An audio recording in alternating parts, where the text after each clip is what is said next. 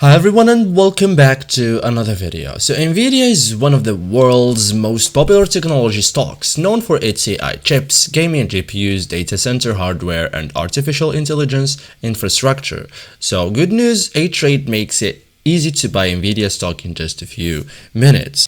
So this is the complete step-by-step process for buying NVIDIA stock on ETRADE in 2026. So first thing you have to do is open an ETRADE brokerage account. So before buying NVIDIA stock, you will need an ETRADE brokerage account. So visit ETRADE, create a new account, or sign in if you already have an account, complete identity verification, and open a brokerage account. Okay, so then your account will be approved and trading access enabled. Okay, so new accounts may require verification before trading becomes available. Okay, so let's say that we already finished our signing up. Okay, so now you have to do the thing that you have to do is fund your account. Okay, so the first thing you have to do is log into your ETRADE, select transfers, link your bank accounts, and deposit funds into your brokerage account. Okay, so this is the steps that you can do in your site. Okay, so after that, cash will be funded,